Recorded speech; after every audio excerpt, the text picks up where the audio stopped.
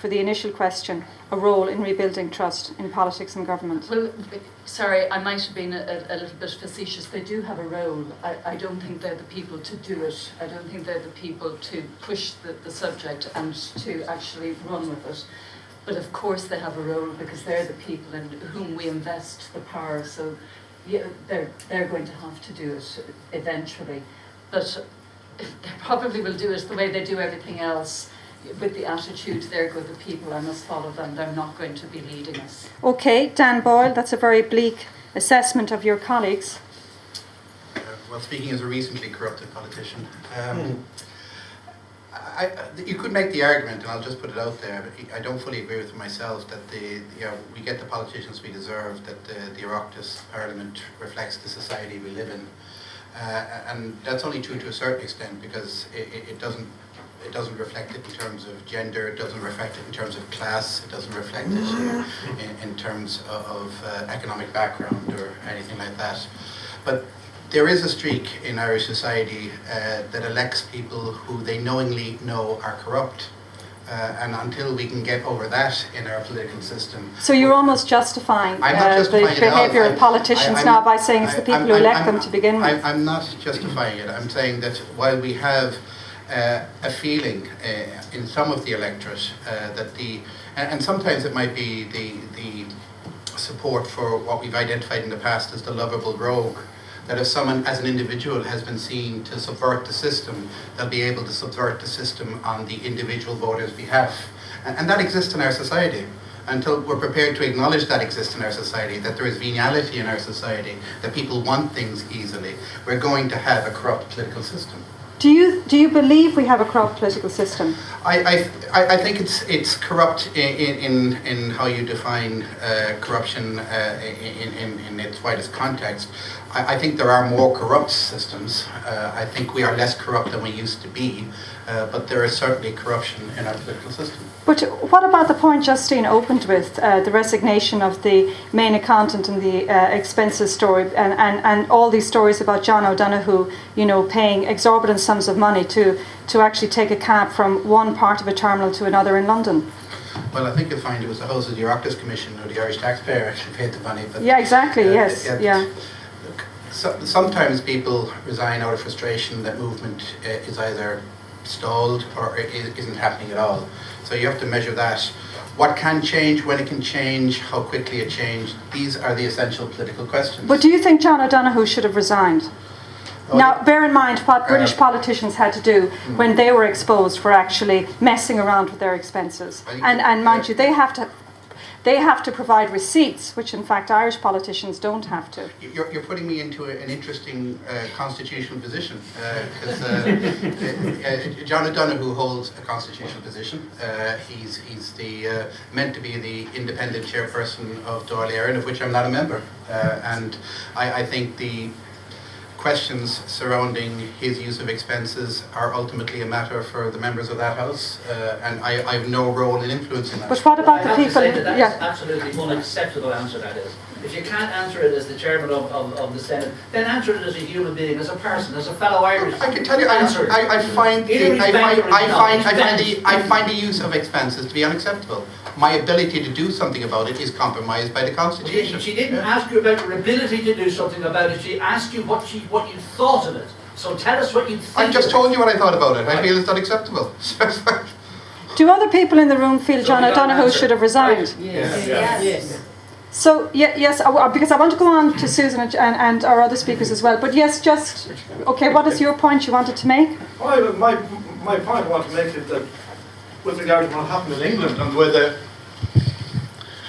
way the politicians responded to being exposed by the media over there, I think John O'Donoghue has no option but to resign.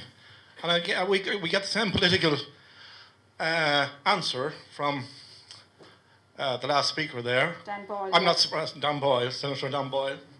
I'm not surprised. He's part of the political class that Justine has talked about that have led us into this mess. And I suppose we'll be talking about NAM and the various other things in the future, but I don't think they're the crowd that should be there to get us out of it. Okay. And the will, in my opinion, the way things are going, there will be social unrest, and it's round the corner. There is an awful lot of people who are very, very angry the way the enormous amount of money that was generated in the last 10 years here in Ireland. I have two children at home who went beyond third level, and the two of them are on the dole, and the only future they have is to immigrate. Yeah. Now, that makes people very, very angry. Okay, I will take a lot more of your questions. Susan O'Keeffe, I don't know whether you wanted to address, maybe as we were talking about John O'Donoghue, and maybe he epitomising right now the apparent ongoing arrogance of the government, especially at a time when we're all having to suffer in terms of pay cutbacks and increase in taxes coming down the road and everything like that, and yet he seems to think that he is above accountability. It would appear that he does think that, and I think that in Ireland, if you have a thick enough neck, you seem to get away with murder. Quite frankly, if you just sit it out, sweat it out, what happens? Nothing. And there's a litany of people who should have resigned. He's just the latest in the long line. And as the speaker there, was saying, Justine said, we are a very pliant nation. We do seem to put up with an awful lot, which has never failed to mystify me. But Dan, I would take your point. You actually said we are less corrupt than we used to be. When I actually made the programme about the beef industry in Ireland, and I don't like to go back to it, but it's a useful benchmark in time, it was 1990, 1991. And the thing that people kept saying to me was, oh, you mustn't investigate this because for the good of Ireland, you should say nothing. You will just upset the apple cart if you put it out there. Well, of course, the more they said for the good of Ireland, the more I kept going. And we know what happened. And then I spent the intervening years working in the UK, and I'm coming back to live here. My eyes were open. I thought we're more corrupt than we used to be because the Celtic Tiger seemed to bring a culture of being much less accountable because people were prospering. Individuals were doing well. We were doing, the nation was doing well. So the need to ask questions, the need to pursue expenses, the need to know whether the hospital should co-locate or not co-locate seemed to have receded. And I found, and now we look and see, the relationship between, and I dare mention them again, bankers and developers and politicians. We're bored to death with that, but you know what I mean. That has been a very strong, and dare I say it, corrupting influence. Even if individuals themselves, we couldn't point a finger and say it was you, and it was you, and it was you. It has corrupted how we are. And so, Dan, I profoundly disagree with you. I think we are much more corrupt than we were.